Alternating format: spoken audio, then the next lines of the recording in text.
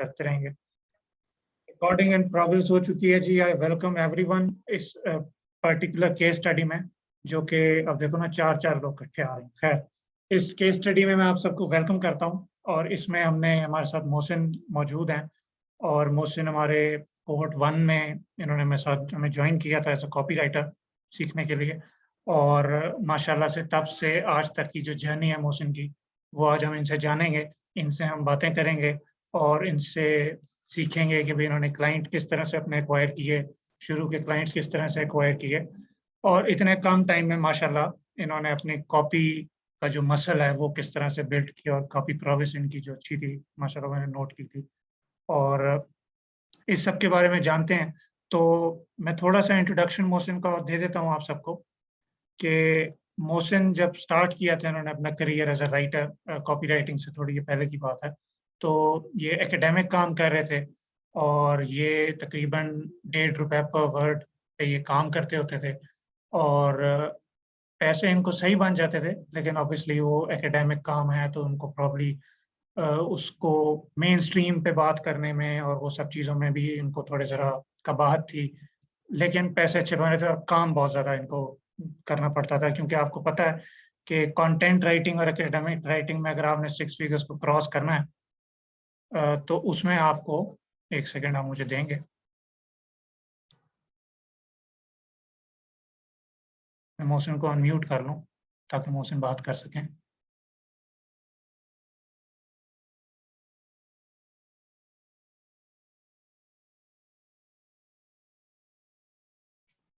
एक मिनट देना यार मुझे मोहसिन, मैं ज़रा I will figure it out. ये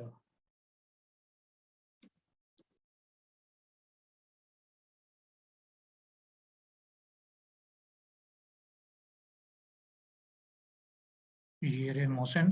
जी हाँ मोहसिन, आप अनम्यूट कर सकते हैं अपने आप को आप। और मैं मोहसिन का इंट्रोडक्शन दे रहा था आप लोगों को कि मोहसिन उसमें काम ज़्यादा उनको करना पड़ रहा था एज़ एन एकेडमिक राइटर और उन्होंने तब रियलाइज़ किया कि यार ये इस तरह से सस्टेनेबल नहीं है और इसको इम्प्रूव करना है और इसको बेहतर करना है, स्केल करना है। तो फिर अब हम बाकी की जो कहानी है, वो मोहसिन से खुद ही सुनते हैं। तो मोहसिन आप बताइए में हमारे साथ शेयर कीजिए सबके साथ कि आपकी क्या स्टोरी है, आपका क्या बैकग्राउंड है, आप कहाँ से हैं और आपने ये सारा जो ट्रांज़िशन था और ये सारी चीज़ें थी, बल्कि इनफैक्ट हमें ये बताइए कि आपने कॉपी राइटिंग को सबसे पहले किस तरह से डिस्कवर किया along with your story. Over to you Mohsin. अस्सलामुअलैकुम।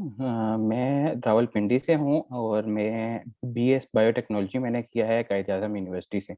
बेसिकली मैं सरगोदा से था, फिर मैं हॉस्टल में शिफ्ट हुआ कायद-ए-आज़म यूनिवर्सिटी में और फिर मैंने जो है वो अब यहाँ पे हम शिफ्ट हो चुके हैं, अब हम यहाँ पे रावलपिंडी में होते हैं।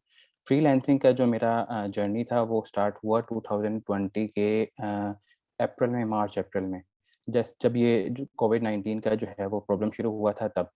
उसके बाद शुरू में मैंने एकेडमिक राइटिंग शुरू की, वो फैमिली मेंबर एक थे, उनके पास जो था वो एकेडमिक राइटिंग का काम होता था, तो मैंने उनसे एकेडमिक राइटिंग ही स्टार्ट की और एकेडमिक राइटिंग में करता रहा। शुरू तो मेरा 0.7 रुपीज़ पर वर्ड से हुआ था और वो काम जो था वो ये होता था कि रोज़ का काम जो है वो 2000 वर्ड्स, 3000 वर्ड्स यहाँ से स्टार्ट हुआ था। उसके बाद फिर आहिस्ता-आहिस्ता जो है वो क्लाइंट चेंज होते गए और रेट इंक्रीज़ होता गया। अप्रैल तक जब मैंने कोर्स में जो है वो एनरोल किया था तभी मैं एकेडमिक राइटिंग कर रहा था। कोर्स का मुझे बस मैंने ये आपकी जो है वो शिदात खान की जो है वो पोस्ट देखी ग्रुप्स में, कंटेंट राइटर्स ग्रुप में और वहाँ से बस मैंने कहा कि एक नया स्किल है क्योंकि मैं ट्रांज़िशन करना चाह रहा था, एकेडमिक राइटिंग को छोड़ना चाह रहा था। बस क्योंकि बहुत जो मैंने सीखना था मेरी फ़ील्ड असल में जो है वो थी बायोटेक्नोलॉजी और जो एकेडमिक राइटिंग में कर रहा था वो थी बिज़नेस। तो वो टोटली डिफरेंट फ़ील्ड्स थी जितना इंटरेस्टिंग था लेकिन एक रेपिटिटिव हो गई थी चीज़ें मतलब स्टूडेंट्स तो उसी फ़ील्ड के होते हैं अब जैसे बीबीए या एमबीबीए के स्टूडेंट्स होते हैं, तो स्टूडेंट्स वही होते हैं तो इसलिए जो है ना वो रिपीट हो रहा था तो मैंने बस कहा कि अब मैं कुछ और जो है ना ट्राई करता हूँ और कॉपी राइटिंग का मैंने ये देखा साथ ही मैंने जो है वो कोर्स आपका ओपन हुआ और मैंने बस एनरोल किया और उसके बाद द रेस्ट इज़ हिस्ट्री। चलो ये माशाल्लाह अच्छी बात है कि आपने ये जल्दी अपने करियर में रियलाइज़ कर लिया था कि हमने ट्रांज़िशन करना है। यहाँ पे भी अक्सर लोगों को बड़ा इश्यू होता है और लोग जो अपने करियर में ज़्यादा ग्रो नहीं कर पाते हैं, उनको वो चीज़ों को ना रियलाइज़ नहीं कर पाते हैं। कि फॉर इंस्टेंस मैं जी, अपनी भी बात करूँ, तो मैंने अपने करियर के तकरीबन शुरू के 1.5 साल से 2 साल मैंने किसी को अपने काम को एक्सपैंड नहीं किया किसी तरह से भी। मैं बस I used to put my head down और मैं काम करता रहता था और मैंने कभी सोचा नहीं कि अभी मैं किसी और को टीम में ऐड करूँ, टीम एक्सपैंड करूँ, काम को एक्सपैंड करूँ। वो तो बाद में मुझे जो सयाने हैं उन्होंने समझाया कि भाई इस तरह से आपको एक्सपैंड करना पड़ेगा और उसके बाद ही आप एक सर्टेन लेवल पे जा पाओगे। और तो ये जो रियलाइज़ेशन होती है, ये 2 तरह के से आती है। या तो आप ग्राइंड में जाते हो मेरी तरह 3 साल, 2 साल लगे रहो और फिर आपको रियलाइज़ हो कि यार ये तो करना ही नहीं था, इस तरह से करना था। या तो ये दूसरी तरह से इस तरह से आती है कि आप अपने आप को उन लोगों से एसोसिएट करो, कनेक्ट करो, लोगों से बात करो, लोगों में उनमें उठो-बैठो या उनसे एटलीस्ट वर्चुअल नेटवर्क में आओ, जो कि उस स्टेज पे हैं जिस पे आप जाना चाहते हो। तो उससे भी बड़ी हेल्प मिलती है। तो ये मोहसिन ने अच्छा किया कि वो ये जो कंटेंट राइटर्स के मुख्तलिफ ग्रुप्स थे, आप उसमें मौजूद थे, आप वहाँ देखते थे लोग बाकी इंडस्ट्री के क्या कर रहे हैं, किस तरह से ग्रो कर रहे हैं। तो ये बड़ा अच्छा क्रूशियल फैक्टर रहा है मुझे लगता है आपकी इस ट्रांज़िशन में और आपकी इस ग्रोथ में। अब अगला सवाल मैं आपसे ये पूछना चाहूँगा कि ऐसी और कोई चीज़ थी कि आपने कॉपी राइटिंग के अलावा उससे पहले आने में कोई ट्राई की हो कि भई आप एकेडमिक से कॉपी में जाना चाह रहे थे या कोई और स्किल में जाना चाह रहे थे, कुछ उसके दरमियान में भी कोई फ़ेज़ था या आपने बस वो पोस्ट देखी और बस आपने कहा बस अब कॉपी राइटिंग ही करनी नहीं और कुछ नहीं था, कंटेंट राइटिंग मैंने जो है वो उसमें इतना इंटरेस्ट नहीं था क्योंकि कंटेंट राइटिंग का अभी 1 साल पहले अब तो बहुत ज़्यादा काम भी है और अब तो बहुत ज़्यादा रेट्स भी दे रहे हैं। लेकिन उस वक़्त कोई रेट्स नहीं थे, मतलब एकेडमिक राइटिंग से रेट्स उसके कम थे। उस वक़्त जो मैं 1.5 पे अगर एकेडमिक राइटिंग कर रहा था तो कंटेंट राइटिंग के रेट्स तो 0.7, 0.8, 1 रुपी इतने 1 रुपीज़ पर बट इतने जो हैं वो रेट्स थे। बस मैंने जो है वो पोस्ट आपकी देखता पोस्ट जो है आपकी जो है ना वो मेरे ख़्याल में हर वीक आती थी या 3-4 पोस्ट मैंने देखी इस तरह और फिर एंड पे आपने जो है वो कोर्स की जो है वो जब ओपन किया तो फिर मैंने उसको रीड किया था। उसके बाद बस फिर मैंने कहा कि ये एक अच्छी चीज़ मुझे लग रही थी कि जो है ना कॉपी राइटिंग मुझे वैसे कोई आइडिया नहीं था कि कॉपी राइटिंग होती क्या है या कैसे करते हैं, ये कहाँ करते हैं। बस मैंने आपकी पोस्ट देखी और मैंने कहा कि ये एक अच्छी चीज़ है मतलब ये मुझे पता था कि अपने आप में बंदा इन्वेस्ट करे तो आगे उसी से आगे जाएगा वरना बंदा स्टैग्नेंट रहे तो उस आगे जो है वो आगे इंडस्ट्री में आगे मूव नहीं कर सकता। बिल्कुल, ये बड़ी इम्पोर्टेंट चीज़ है ये भी कि आपने अक्सर पोस्ट देखी होंगी और राइटर्स की तरफ से no hard feelings to them कि वो कह रहे होते हैं कि जी मेरा 5 साल का एक्सपीरियंस है और मेरा 10 साल का, मेरा 7 साल का एक्सपीरियंस है और मेरा पे रेट है ₹1 पर वर्ड। तो बंदा उस टाइम रियलाइज़ करता है कि यार आपका इतना माशाल्लाह से एक्सपीरियंस हो चुका है और स्टिल आप अगर ₹1 या ₹1.5 या ₹2 पे भी हम काम कर रहे हो, तो दिस मीन्स कि आपने अपनी प्रॉपर्ली स्किल पे इन्वेस्ट नहीं किया, आपने ग्रो नहीं किया टाइम के साथ। तो ये बड़ी चीज़ें ज़रूरी होती हैं क्योंकि अक्सर आप साथ-साथ अगर लर्निंग नहीं करते हो अपनी, तो आप जो मेन जो दौड़ है ना उससे बाहर हो जाते हो थोड़े टाइम बाद। कि इवन अभी भी मैं अगर आपको बताऊँ कि अगर तो आप अच्छे कॉपी राइटर हैं, आपने सीखी हुई हैं कॉपी की चीज़ें और लवाज़मात, तो you are good to go. लेकिन अगर एक न्यूबी है और वो कह रहा है कि आज मैं खुद फिगर आउट करूँगा सब चीज़ें, हुँ, तो प्रोबब्ली जो एआई है ना वो उसको अनकरीब काटने वाला है। तो ये बड़ा ज़रूरी होता है कि आपने अगर अपने करियर में आगे मूव करना है तो आप अपने ऊपर इन्वेस्ट करो। मैं अभी अगर अपनी बात करूँ अपने करियर में भी, तो मुझे भी काफ़ी ज़्यादा इन्वेस्ट करना पड़ा है। फ्रैंक कर्न से सीखना पड़ा है, मुझे स्टीफन से सीखना पड़ा है, मुझे रैपिड क्रश वालों से सीखना पड़ा है, मुझे अवाय से सीखना पड़ा है। इन शॉर्ट जो रिसोर्स मुझे कहीं से भी मिला तो मुझे सीखना पड़ा है उससे। और जो बड़े बिगर लीग्स होती हैं, उसमें आप बगैर सीखे, बगैर स्किल को होन किए नहीं जा सकते हो। आप नॉमिनल लेवल पे तो रह सकते हो, लेकिन आपको अगले लेवल पे जाने के लिए हिम्मत करनी पड़ती है। अगला मोहसिन आपसे मेरा ये सवाल है जो कि बड़ा क्रूशियल है और यहाँ पे मैं जॉइन जिन लोगों ने किया उनके लिए प्रोबब्ली वो शायद इस सवाल की वजह से ही आए हैं। और वो ये है कि आपने अपना पहला आपने ठीक है प्रोग्राम कर लिया, आपने सब चीज़ें कॉपीराइटिंग की जिस्ट को समझ लिया, लेकिन आपने पहला क्लाइंट कैसे लिया? ये आज हमें बताएँ। पहला क्लाइंट मैंने सिंपल कंटेंट राइटर्स के ग्रुप में जो है वो पोस्ट आई थी और वहाँ पे उन्होंने कहा कि मुझे इस तरह राइटर चाहिए प्रोडक्ट डिस्क्रिप्शंस के लिए और मैंने अपने सैंपल्स दिखाए। सैंपल्स मैंने वही दिखाए जो कॉपी राइटिंग में आपके कोर्स के दौरान मैंने जो है वो पोर्टफोलियो बनाता रहा था। कोई भी एक्सरसाइज़ आती जो आप असाइनमेंट देते थे उसमें जो वो असाइनमेंट्स मैं करता था प्रोडक्ट डिस्क्रिप्शंस की और एड्स की और ईमेल कॉपी की। वो सब जो है वो सैंपल्स जो मैंने बनाए हुए थे वो सैंपल सिर्फ़ मैंने उनको शो किए और उन्होंने हायर कर लिया मुझे और उसके बाद फिर बस उनके साथ मैंने काम किया थोड़ा-सा। फिर एक और क्लाइंट इसी तरह और उसने भी पोस्ट लगाई। उसके साथ उस वक़्त तक कॉपीराइटिंग मुझे थोड़ी बेहतर आ गई थी, तो उसके साथ मैंने नेगोशिएट अच्छा कर लिया, उसके साथ 50-50 डील पे मैं आ गया कि वो फाइवर पे लेवल 2 सेलर थे, तो उनके साथ मेरा काम शुरू हो गया। उसके बाद फिर आगे फिर मेरा अपना फाइवर स्टार्ट हो गया, तो आगे फिर मेरा अपना काम ही रहा। बिल्कुल। अच्छा, इसके दौरान ये भी हुआ था कि चूँकि मोहसिन माशाल्लाह काम करने लग गए थे, इनके मैंने जब हमारा पोर्टफोलियो एक्सरसाइज़ेज़ होती हैं, तो मोहसिन ने उन दिनों में अपना काम भी किया था और इनके मैंने सैंपल्स भी चेक किए हुए थे। तो I hired him as well. मैंने मोहसिन के साथ भी काम किया। मोहसिन ने मेरे प्रोजेक्ट्स में मुझे बहुत हेल्प की और वहाँ पे मुझे रियलाइज़ हुआ कि भई मोहसिन में माशाल्लाह अच्छा पोटेंशियल था इस काम के लिए और वो ही is destined to do great things in the copywriting world इंशाल्लाह। ये इस तरह से आगे चलते रहें और इनके कुछ सैंपल्स भी हैं, अगर वो हमें टाइम मिलेगा तो एक आधा सैंपल भी मैं आपको दिखा दूँगा कि माशाल्लाह से इनका राइटिंग प्रॉवस जो है वो कितना अच्छा है। और यहाँ पे मैं आप लोगों को ये भी बात बताता चलूँ, जो भी मुझे अभी देख रहे हैं और आप में से कुछ लोग ऐसे भी होंगे जो ऑब्वियसली क्लाइंट्स एक्वायर करना चाह रहे हैं और देखना चाह रहे हैं, तो आप लोगों के लिए एक बड़ी ज़रूरी घोषणा करना चाहता हूँ मैं, आप लोगों को ये बताना चाहता हूँ कि आपने अगर बिगर लीग्स में जाना है और आपने अगर अच्छे वाले क्लाइंट्स लेने हैं, जो कि आपको सिर्फ़ एक पर क्लाइंट ही आप चाहिए आप 6 फिगर क्रॉस कर लें, तो you have to keep showing yourself, you have to put yourself out there कि आप नज़र आते रहो रेलेवेंट लोगों को, आप हरकतें करते हुए नज़र आते रहो लोगों को, आप कोई ना कोई चीज़ पोस्ट करते हुए नज़र आओ, आप अपनी विन्स शेयर करते हुए नज़र आओ, आप अपनी सक्सेस या अपने टेस्टिमोनियल्स फाइवर पे मिल रहा है, जहाँ भी मिल रहा है, वो लोगों के साथ शेयर करोगे, रेलेवेंट लोगों के साथ शेयर करोगे, तो लोग आपको खुद आके कहेंगे, भई मेरे साथ काम कर लो। और माशाल्लाह मोहसिन के साथ भी इस तरह का ही केस था। इन्होंने मुझे कभी पिच नहीं किया, इनको करने की ज़रूरत नहीं पड़ी। काम की भी तो एक होता है ना, वज़न होता है काम का भी, आपको जो स्किल आती होती है। मैंने मोहसिन को खुद अप्रोच किया था कि आप मेरे साथ काम कीजिए, तो माशाल्लाह से मोहसिन ने एक्सेप्ट किया और हमने तकरीबन डेढ़ महीना काम किया शुरू में और अभी भी मोहसिन मेरे प्रोजेक्ट्स पे काम कर रहे होते हैं। तो ये पावर होती है कि आपको अव्वल तो स्किल एक तो जो आप कर रहे हैं, वो आपको आता हो काम और you are putting yourself out there as well. तो ये बहुत ज़रूरी चीज़ है, जो भी वो लोग जो नया काम स्टार्ट कर रहे हैं अपना कॉपीराइटिंग का। ख़ैर, अच्छा मोहसिन आपसे मेरा अगला सवाल है कि आप पैसों की थोड़ी-सी बात करते हैं कि बिफ़ोर लर्निंग कॉपीराइटिंग और बिफ़ोर इम्प्लीमेंटिंग इट, आपके कोई रेवेन्यू फिगर्स या स्टैट्स हमें अगर थोड़े से पता चल जाएँ कि वो क्या थे? और फिर कॉपीराइटिंग के बाद आपके वो क्या हो? बिफोर कॉपीराइटिंग से पहले जो थे मेरे अब मेरा रेट 1.5 रुपीज़ पर वर्ड था।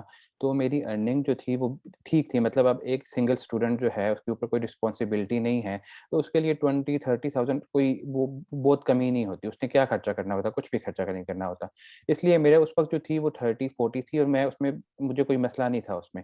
लेकिन कॉपीराइटिंग के बाद तो वो बिल्कुल जो है ना, जब रेट रेट की बात है, रेट जब जो है वो तो कॉपीराइटिंग में आप देखें तो अब जो मेरा रेट है वो अगर मैं फाइवर के लिहाज से ट्रांसलेट करूँ तो वो मेरा 20 रुपीज़ पर वर्ड, 25 रुपीज़ पर वर्ड पे चला गया।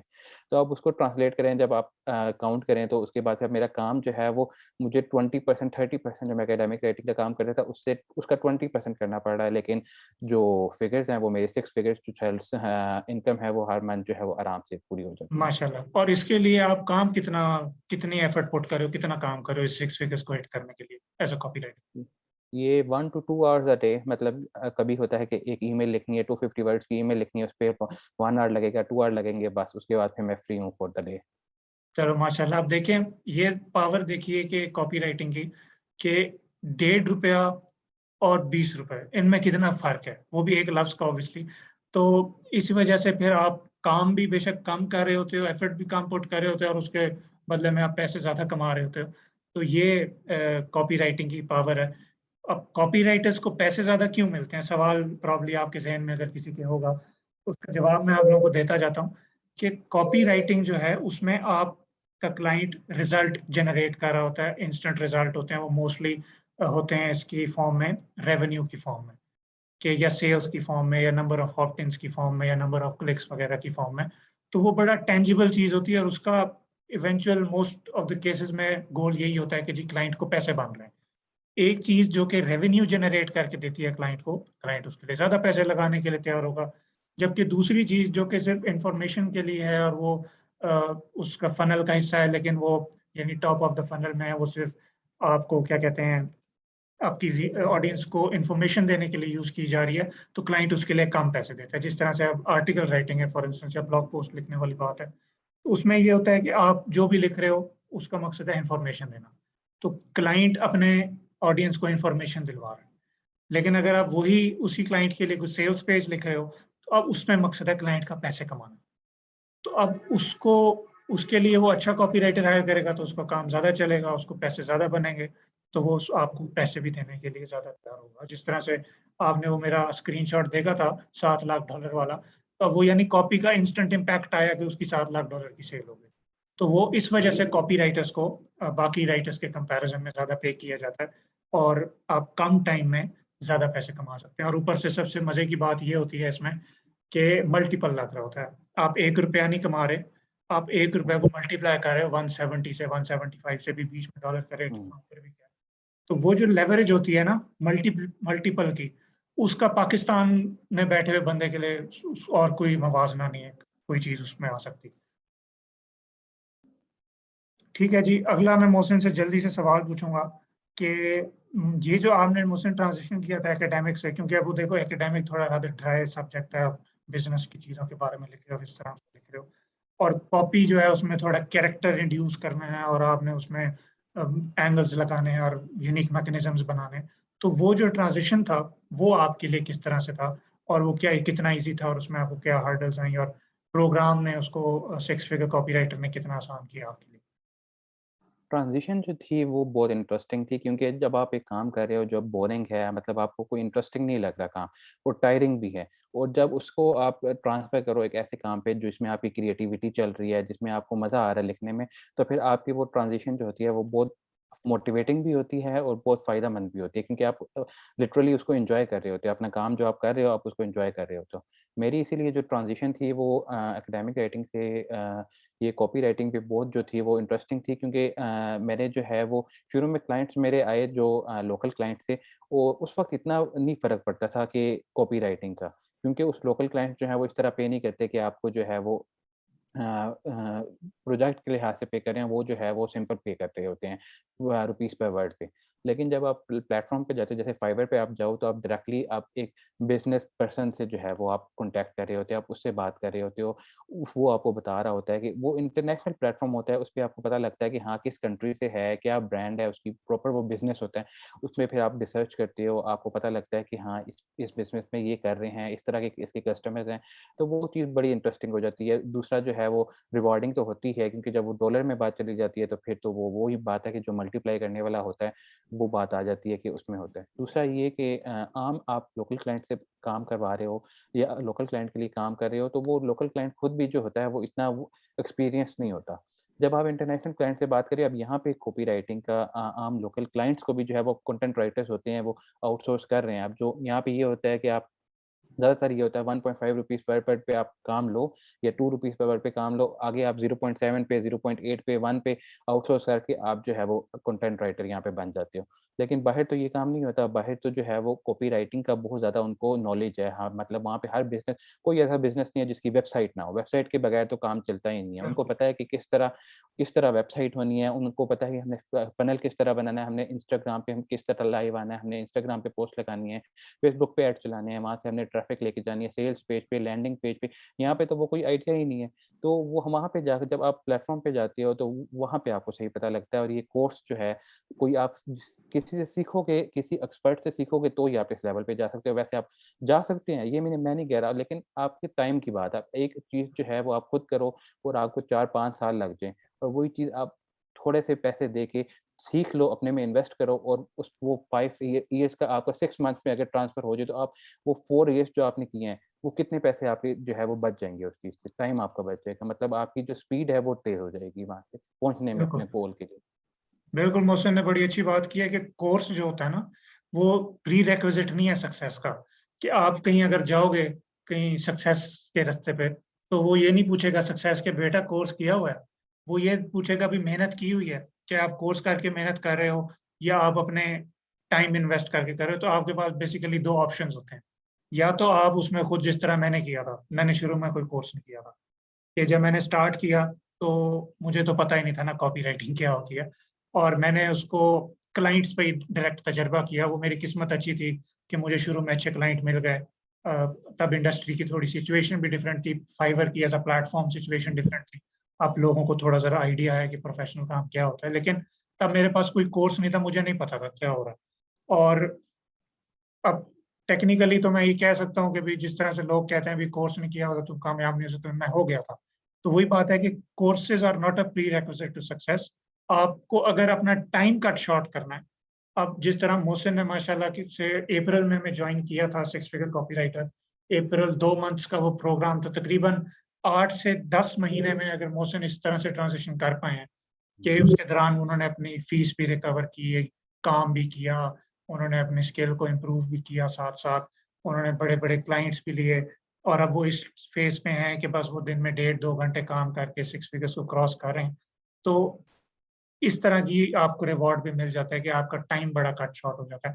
वरना अगर आपने इन्वेस्ट कोई प्रोग्राम में नहीं करना, तो आपको बस टाइम लगेगा ज़्यादा। चीज़ें फिगर आउट करने में आपको 3 साल, 4 साल लग जाएँगे जिस तरह मुझे लग गए। तो it is only a matter of choice कि आपकी चॉइस किस तरह से। तो इसके बाद का जो मेरा मोहसिन आपसे सवाल है कि अब देखो, आप एक तो काम भी बहुत ज़्यादा कर रहे थे as a writer, academic writer, जी, और फिर आपकी जो अर्निंग थी उस टाइम वो भी, उस पे भी कैप थी ऑब्वियसली, क्योंकि आप 1 घंटे 1 दिन में कुछ फिक्स अमाउंट ऑफ आवर्स ही काम कर जी। सकते हो। तो उसके बाद अब आप जो कर रहे हो, आपके पास आप टाइम भी कम लगा रहे हो और उसके बदले में आपको इनकम भी ज़्यादा जनरेट हो रही है। तो उसकी वजह से आपकी लाइफ पे क्या इम्पैक्ट आया? आपके डिसीजंस पे क्या इम्पैक्ट आया? ये फ्रीडम फ्रीडम हर चीज़ का फ्रीडम मतलब अब आप एक नॉर्मल ग्रेजुएट जो होता है, कोई भी डिग्री ग्रेजुएट जब वो करता है तो उस पे एक प्रेशर होता है कि उसको जॉब चाहिए। क्योंकि सिर्फ़ घर वाले, फैमिली, सोसाइटी पूरी जो है वो बस उसकी तरफ देख रही होती है कि अब इसने जो है वो जॉब स्टार्ट करनी है, अब इसने जो है वो इंडिपेंडेंट हो जाना है। लेकिन जब आप एक ऐसा आपको अपॉर्च्युनिटी मिले जिसमें आप अभी ग्रेजुएट भी नहीं हुए और आप अपना खर्चा खुद उठा रहे हो, इंडिपेंडेंट हो आप। और इंडिपेंडेंट भी जो है वो अब एक 24 ईयर ओल्ड जो है उसके लिए जो स्टूडेंट है कोई रिस्पॉन्सिबिलिटी नहीं है, सिंगल है, कोई उसके लिए प्रॉब्लम नहीं है, उसका खर्चा कितना होता है? उस हिसाब से देखें तो आपकी जो है वो आपको कंप्लीट फ्रीडम होता है हर चीज़ का। आपने क्या करना है, कैसे करना है, क्या चीज़ आपकी इस एज में सारी जो है वो ख्वाहिशात होती हैं अपनी, तो आप कंप्लीटली इंडिपेंडेंट होते हो, आपको फ्रीडम होता है, आपको कभी टेंशन नहीं होती। अब मुझे ये पता है कि अब मैं आराम से मैंने मास्टर्स में एनरोल किया था, मुझे पता है कि मुझे किसी चीज़ की टेंशन नहीं है कि मुझे जो है वो फाइनेंशियली कोई प्रॉब्लम नहीं है। अब मैं आराम से अपनी स्टडीज़ पे फ़ोकस कर सकता हूँ और जो मैं जिसमें स्टडीज़ पे फ़ोकस कर सकता हूँ, मेरी रिसर्च डिग्री है, तो मैं रिसर्च आराम से फ़ोकस कर सकता हूँ। मुझे अब किसी चीज़ की टेंशन नहीं है कि मेरे पास जो है वो मैंने जॉब करनी है या मेरे पास जॉब नहीं है या जॉब की मार्केट बहुत ख़राब है, ये जॉब्स हैं ही नहीं या गवर्नमेंट जॉब नहीं मिल रही है, मैंने यहाँ पे अप्लाई करना है, वहाँ अप्लाई करना है, अब मैं उस चीज़ से आज़ाद हूँ। बिल्कुल जी, ये बड़ी ज़रूरी चीज़ होती है कि अक्सर मेरे साथ भी इस तरह से हुआ था कि बेशक घर वाले कुछ नहीं कह रहे होते इंस्टेंटली आपको कि भई वेले क्यों हो, नौकरी क्यों नहीं लग रही। लेकिन बंदे पे बहुत ज़्यादा प्रेशर होता है, ख़ास तौर पे जो अ, हमारे जो वो लड़के जो कि बड़ी-बड़ी पढ़ गए जी, और जी बड़ी उम्मीदें लगाई माँ-बाप ने उनके साथ, और वही जब मार्केट में गए तो भी जॉब नहीं है, कुछ नहीं है। तो बड़ा मेरे पे खुद बहुत प्रेशर था कि यार मैं उस टाइम भाई 26-27 साल का हूँ और मैं ₹1 भी घर नहीं कमा के दे रहा। उल्टा मैं घर वालों से रोज़ कह रहा हूँ 500 दे दो, 600 दे दो, 400 दे दो। और मुझे इतना बुरा लगता था, कार में पेट्रोल नहीं है, पेट्रोल के पैसे दे दो। तो मेरा ना दिल टूट सा जाता था उस टाइम। और मैं कहता था यार मेरी बस यही है कि बस 10,000 की तनख्वाह है, बस यही मेरी औकात है। मैंने इतनी, ये मैं बड़ा हार्ड वर्ड यूज़ कर रहा हूँ। ये मैं अपने आप को पे उस टाइम ये अपने 7 अल्फ़ाज़ ये बोलता होता था कि यार मेरी बस यही वैल्यू है कि मुझे 10,000 की नौकरी मिलनी थी। इतना मैं अच्छा बच्चा बना, इतना मैंने इंजीनियरिंग करके यूईटी किया। और तो ये वाला जो प्रेशर होता है, ये इस पर्टिकुलर जो एज ब्रैकेट है ना हमारा, ये 23 से 30 तक का आप कर लो, इस पे बहुत ज़्यादा होता है कि भई कुछ अर्न करना है, कुछ करके दिखाना है। तो हर बंदे का देखो रिस्क अल्लाह ने लिखा हुआ है ऑब्वियसली। आपने बस उसकी ना लाइन जो है ना रिस्क की, उसमें लाइन में खड़े होना है। वो आप किसी तरह से भी हो सकते हो। आपने कॉपी राइटिंग से किया, मैंने कॉपी राइटिंग से किया। यहाँ जो हमारे साथ बाकी लोग मौजूद हैं, उन वो भी यही चाह रहे हैं कि वो भी कॉपी राइटिंग से कर लें। तो बस इसमें सवाल ये होता है कि आपने बस एफर्ट पुट करनी है, और आगे अल्लाह रिस्क देने वाला है, उसकी ज़ात पे आपने भरोसा रखना है और बस अपनी तरफ से एफर्ट पुट करनी है। और इसके बाद मुझसे मेरा आपसे ये सवाल है कि अगले 6 से 12 महीने में क्या देख रहे हो? क्या कहाँ जाता हुआ देख रहे हो इस पूरे साल में 2022 में अपने आप को? और क्या प्लान्स बनाए हुए हैं? इसको एक्सपैंड करना है या इतना चिल ही रखना है? क्योंकि अब आपके पास फ्रीडम जो है, अपनी चॉइस आपके पास है। जी, अब वही बात है, अब मेरे पास चॉइस है। फ़ेवर पे मेरी अभी फाइवर पे मेरी सिर्फ़ 2 गिग्स मैंने लगाई हुई हैं। उस पे अब मेरा जब भी दिल करे मैं खुद जानबूझ के जो है वो मैं उसको और गिग्स नहीं अपलोड कर रहा, क्योंकि मुझे अभी जो है ना मुझे थोड़ा जो है ना पीस चाहिए। मतलब मेरी डिग्री स्टार्ट हो रही है, मास्टर्स की डिग्री जो होती है वो आसान नहीं होती। तो और मेरी रिसर्च की डिग्री है तो वो फिर थोड़ा प्रॉब्लम है। इसलिए इसको अभी मैं चिल रखना चाह रहा हूँ। अभी इतना इस पे जो है ना जितनी अभी मेरी अर्निंग हो रही है इतनी मेरे लिए काफ़ी होती है, वो मुझे कोई प्रॉब्लम नहीं है। आहिस्ता-आहिस्ता फिर मेरा ये है कि मैं इसमें और गिग्स अपलोड करूँगा। अब लेवल 2 सेलर हूँ तो अच्छी नंबर बहुत ज़्यादा गिग्स मेरे ख्याल में 10 या 12 या 15 गिग्स होती हैं मेरे ख्याल में जो मैं अपलोड कर सकता हूँ। तो आहिस्ता-आहिस्ता ये गिग्स अपलोड करनी है और इसी को आगे लेके चलना है प्रोफ़ाइल को। बिल्कुल, माशाल्लाह ये अच्छा होता है कि आपको पता हो कि आपने कहाँ ब्रेक लगानी है। अब मेरे साथ ये इश्यू है कि मुझे नहीं पता मैंने कहाँ ब्रेक लगानी है। मैं बस जाए जा रहा हूँ, ये भी कर लूँ, वो भी कर लूँ, फलाना डील भी कर लूँ, ये भी कर लूँ।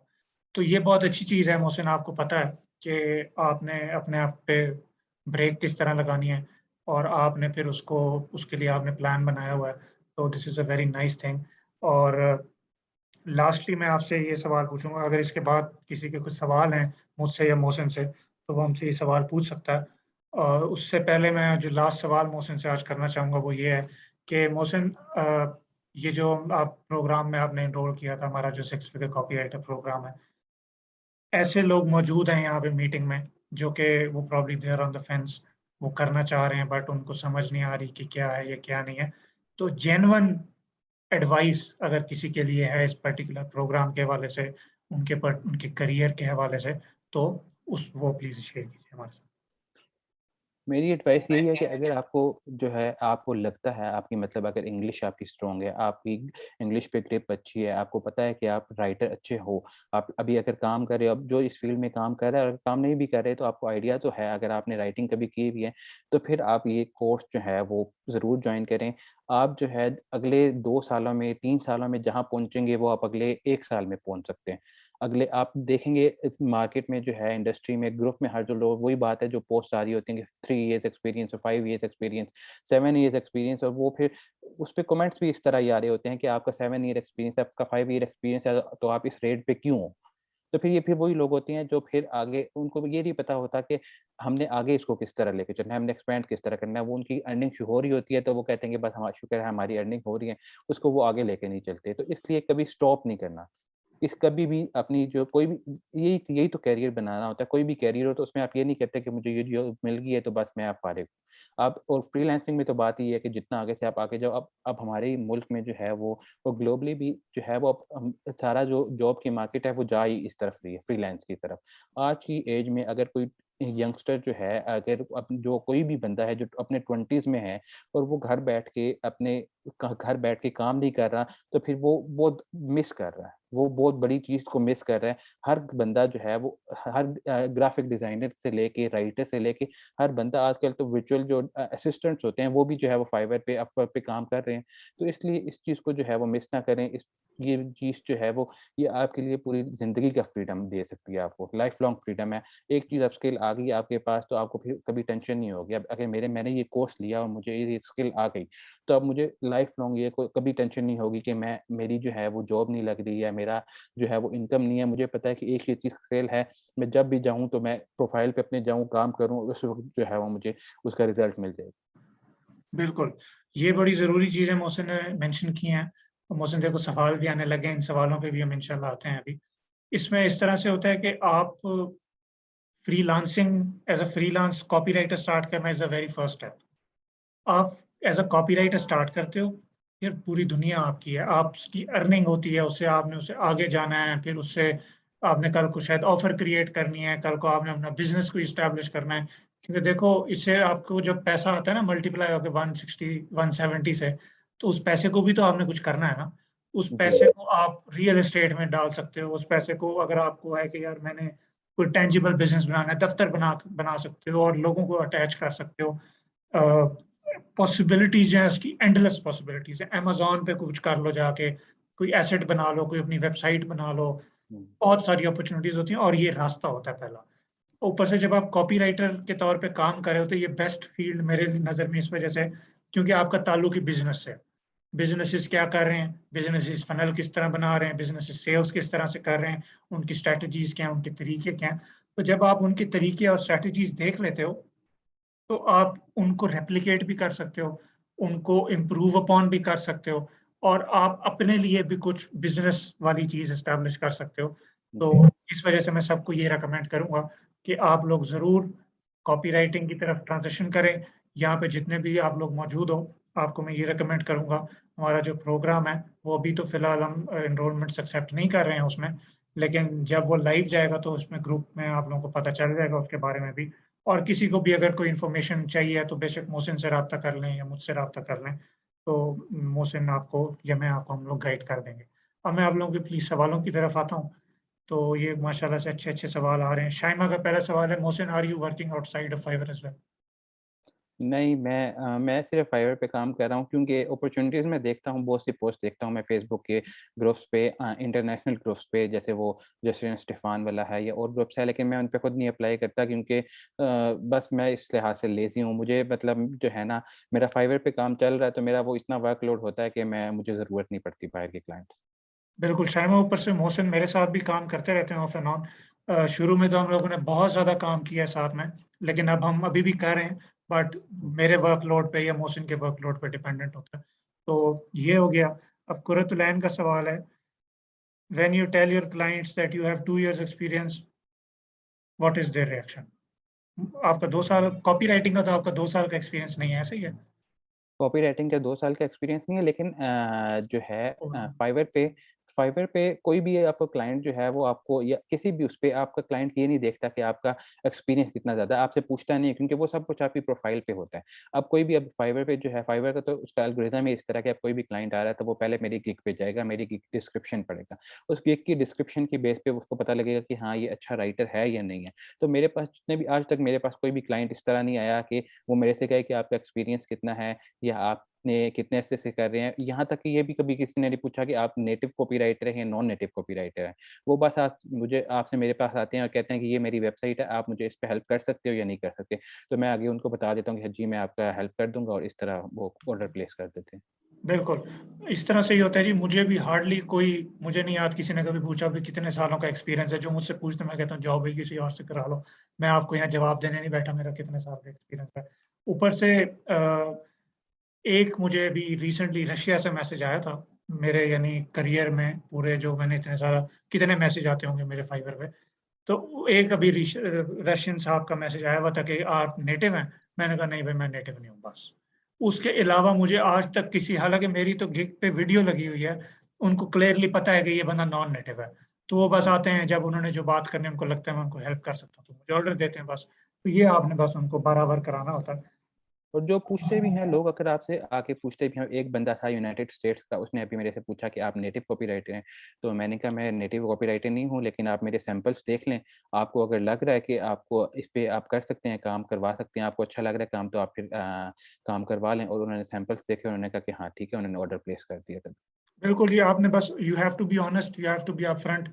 आगे रिस्क अल्लाह ने देना है, अल्लाह आसानियाँ करेगा। अगला सवाल है अरीबा की तरफ से, कंटेंट राइटिंग में आप चार्ज करते हैं अकॉर्डिंग टू वर्ड्स और कॉपी राइटिंग में क्या होता है? इसमें मैं आपको अरीबा जल्दी से बताता जाता हूँ कि जो आपकी कंटेंट राइटिंग है वो तो ऑब्वियसली पर वर्ड होती है, लेकिन कॉपी राइटिंग जो असल मानों में है वो टेक्निकल मानों में वो पर प्रोजेक्ट ही हुआ करती है, पर कॉपी टाइप हुआ करती है। यानी फॉर इंस्टेंस अगर आपने ईमेल लिखनी है, तो अगर नए हो तो $50 ले लो, $30 ले लो, फाइवर पे कर रहे हो तो थोड़ा ज़रा कम ले लो क्योंकि फिर आपने उसको आहिस्ता-आहिस्ता स्केल करना होता है। और अगर आप किसी फॉरेन डायरेक्ट बंदे से बात कर रहे हो तो आप $100 भी एक ईमेल के ले सकते हो। तो वेबसाइट कॉपी है तो वो आप पर पेज होता है कि जी एक पेज के मैं 150 या $200 लूँगी या लूँगा, इस तरह से होता है। तो कॉपी राइटिंग हमेशा पर प्रोजेक्ट होती है। ठीक है? खुरम के 2 सवाल हैं।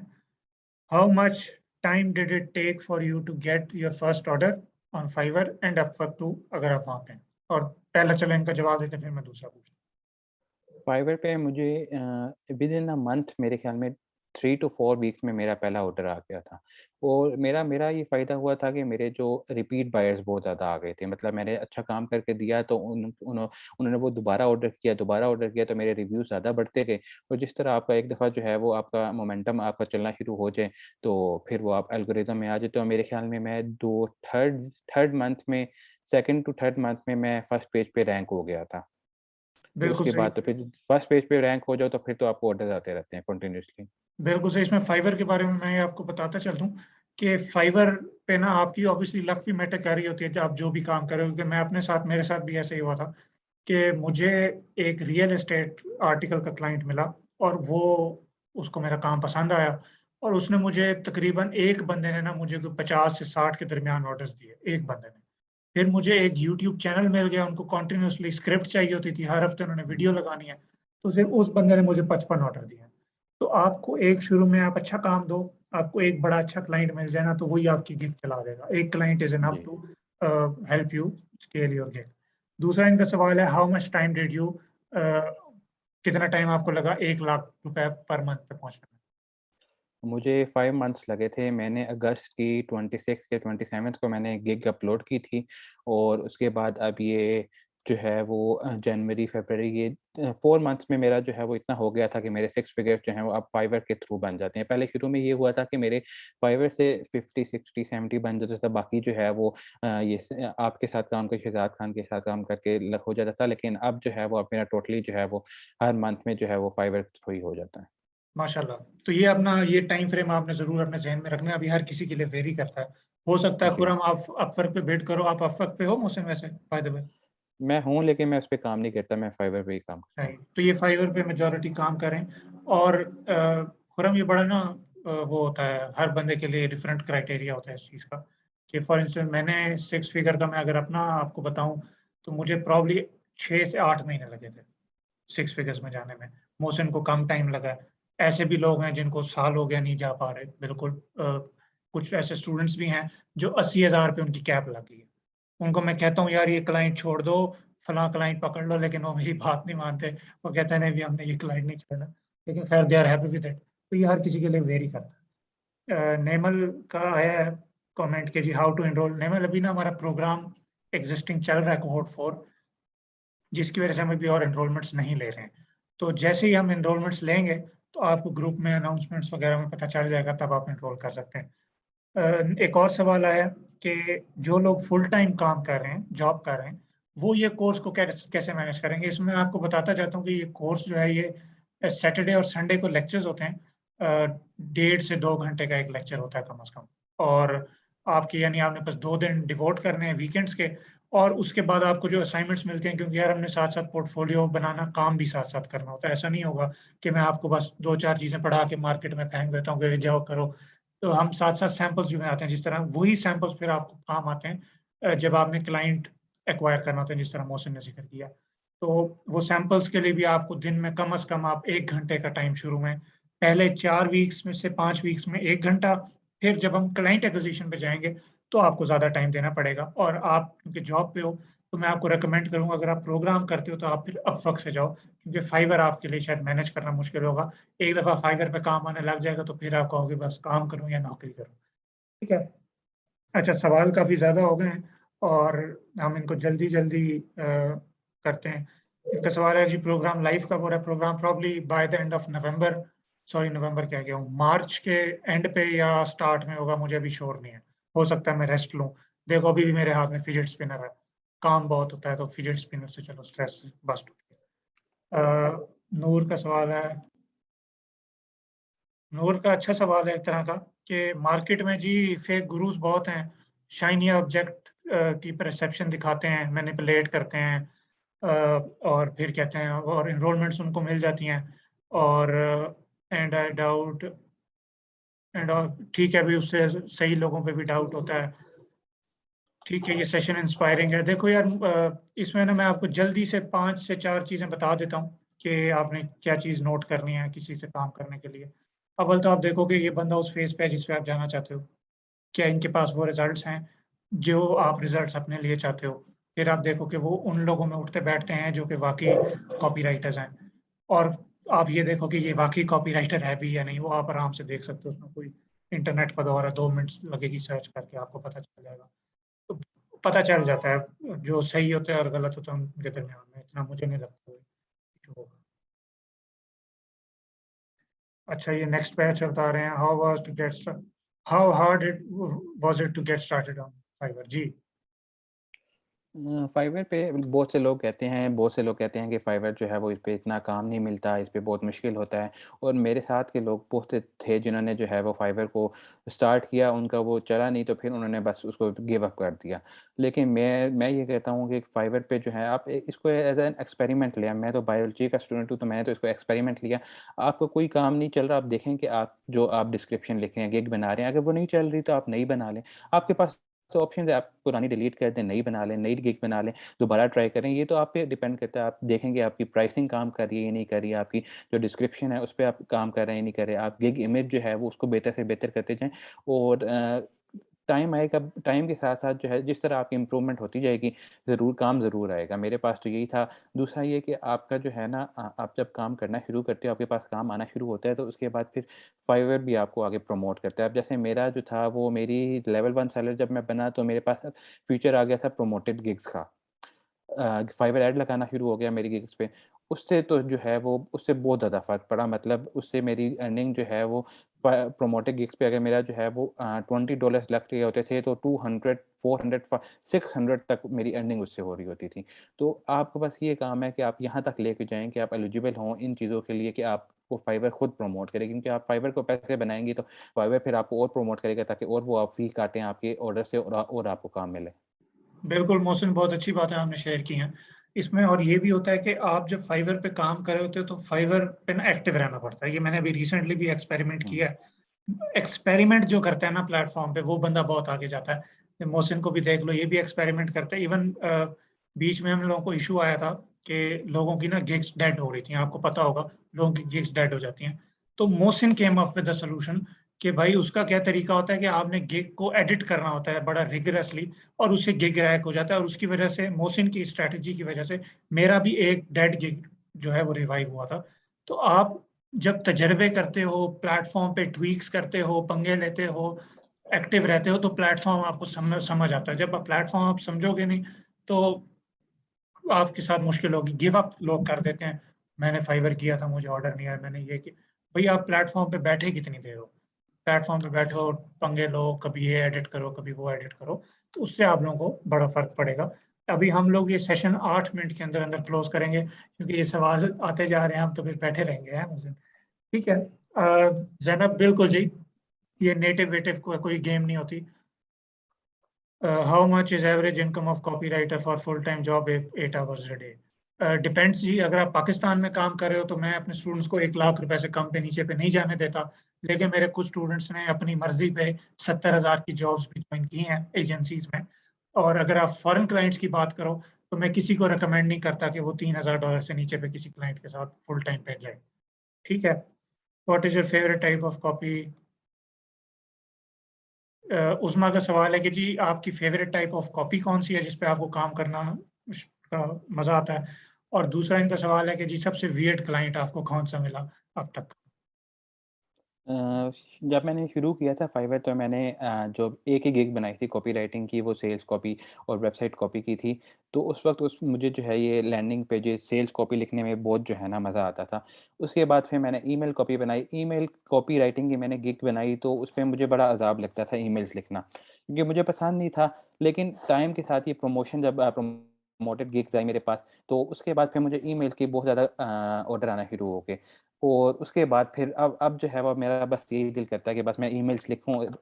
1-2 दिन में जो है वो 1 ईमेल लिखी, 2 ईमेल्स लिखी, मैं बस बंदा फ़ारिग हो गया। और इनका दूसरा सवाल था वियर्ड क्लाइंट कौन-सा अब तक आपका रहा है सबसे? वियर्ड क्लाइंट, मुझे एक इंस्टाग्राम का पेज था, उनकी क्लाइंट थी वो। उनका इंस्टाग्राम का पेज था, तो वो कॉपी लिखवाने आई थी, जो वो उनका डांसिंग का पेज था, तो वो कॉपी लिखवाने आई थी कि वो कन्वर्सेशन लिखवाने आई थी असल में। मतलब वो डांसर्स को कन्वर्सेशन सेंड करना चाहती थी कि वो उनको अपनी वीडियोज़ भेजें और ये अपने पेज पे अपलोड करें, और ये उनको फ़ी चार्ज करते थे। कि हाँ, हम आप हमें $200 दें तो हम आपकी वीडियो अपलोड करेंगे, तो आपको जो है ना लोग देखेंगे, व्यूज़ मिलेंगे। तो वो उन्होंने जो है $10 का वो मेरे ख़्याल में ऑर्डर था, बहुत शुरू की बात है। उन्होंने काम करवा लिया और उसके बाद उन्होंने ऑर्डर जो है वो रिवीजन में डाल दिया कि आप और काम करके दोगे मुझे, तो मैं ये काम करूँ होगा कंप्लीट, ऑर्डर कंप्लीट करूँगी मैं। वो मैंने फिर आगे जो है वो इस तरह उन्होंने बड़ा मुझे तंग किया, मैंने फिर कस्टमर के सर्विस के साथ जो है वो उनके साथ बात की, उन्होंने उसको जो है वो ब्लॉक कर दिया। उन्होंने एक और प्रोफ़ाइल बनाई और दोबारा मुझे मैसेज किया कि मेरा आपने काम नहीं किया और मैं तो लोगों को इतने कम पैसे देती हूँ, आपको मैंने इतने ज़्यादा पैसे दिए हैं, तो आपने मेरा काम ही नहीं कंप्लीट किया। मैंने फिर दोबारा उनको कंप्लेन की, वो दोबारा ब्लॉक हो गई, उसके बाद फिर उन्होंने दो कॉन्टैक्ट नहीं किया। बिल्कुल जी, आप जब काम करते हैं इंटरनेशनल लेवल पे तो पूरी दुनिया में तरह-तरह के लोग आते हैं। एक और मुझे सवाल है रिकॉर्डिंग शेयर का देखेंगे जी, वक़्त मिला तो सोचेंगे। ज़ैनब ने कहा है कि जी बेसिक आवरली रेट अपवर्क पे आपका होना चाहिए कम से कम $10 अगर आप बिल्कुल बिगिनर हो। और अगर आपको थोड़ा-सा भी पता है ना, ज़रा-सा पता है कॉपीराइटिंग के बारे में, तो $15 से आपने स्टार्ट करना है। ये $5, $3 को भूल जाओ, वो दौर नहीं है अब। ठीक है जी, I started content writing job at to work as a copywriter, I want to grow my skills and बिल्कुल जी, आप इसको सीखिए स्किल को और बस प्रैक्टिस कीजिए, मार्केट में जाइए। How long is the course? हाँ जी, कोर्स जी ये हमारा है 2 मंथ्स का कोर्स है और इसमें 2 इंस्टॉलमेंट्स हमारे पास होती हैं। 299 का ये पिछला कोहॉर्ट था और उसमें 2 इंस्टॉलमेंट्स थी। फातिमा आपका भी सवाल का जवाब हो गया, खुरम ने भी दे दिया। हाँ जी, लेक्चर रिकॉर्डिंग्स 6 फिगर कॉपीराइटर की मौजूद होती हैं, जिसने भी देखना होता है वो जब मर्ज़ी देख सकता है। और इवन पिछले कोहॉर्ट्स का भी किसी ने अगर देखना हो तो वो भी मौजूद होता है। हा, हा, हा हो गया, लोल भी हो गया, वियर्ड क्लाइंट से अल्लाह बचाए, आमीन, सबको बचाए। मोहसिन आपका बहुत शुक्रिया और आप सब जो भी यहाँ मौजूद हैं, कुछ लोग अब जॉइन कर रहे हैं, तो ख़ैर किस्मत की बात होती है। मोहसिन आपका बहुत शुक्रिया आप आए, आपने इनके साथ चीज़ें शेयर की, मेरे साथ चीज़ें शेयर की और आप सब जो यहाँ पे हमें देख रहे हैं, आप लोगों का भी बहुत शुक्रिया आने का। इंशाल्लाह ये हम केस स्टडीज़ लाते रहेंगे और माशाल्लाह से अब हमारा 6 फिगर की इतनी माशाल्लाह स्टोरीज़ हैं, अभी 3 स्टोरीज़ सक्सेस वाली मैंने पोस्ट करनी है, मुझे टाइम नहीं मिल रहा और मुझे समझ नहीं आ रही कि मैं सक्सेस स्टोरी पोस्ट करूँ या मैं केस स्टडी के बारे में पोस्ट करूँ, मैं क्या पोस्ट करूँ? माशाल्लाह से इतना हम लोगों को मैं खुश हूँ, अल्लाह ने हमें बड़ा इसमें सपोर्ट किया है और माशाल्लाह इनकी स्टूडेंट्स की इतनी मेहनत है कि देखो मैं तो रास्ता हमने बताया है ना, अभी ये तरीका है, करना तो मोहसिन ने खुद था ना। या सना है यहाँ पे मौजूद, सना ने खुद करना था, शाइमा ने खुद करना था, हमने खुद चीज़ें मैनेज करनी थी। तो ये सारा क्रेडिट, ये सारी मेहनत माशाल्लाह से इन लोगों की है। अल्लाह इनको और तरक्की दे, अल्लाह आप सबको भी खैर करे, आपको तरक्की और दे और इंशाल्लाह आपसे मेरी मुलाकात होती रहेगी, हम तो यहीं बैठे हैं और इंशाल्लाह सी यू नेक्स्ट वीक प्रॉब्ली या कोई और इंशाल्लाह हम सेशन प्लान करेंगे। मोहसिन आपका बहुत शुक्रिया, आप सबको मेरी तरफ से अल्लाह हाफ़िज़। मोहसिन अल्लाह हाफ़िज़ कर दीजिए इन्हें भी। खुदा हाफ़िज़। ठीक है जी, अल्लाह हाफ़िज़, अस्सलाम वालेकुम।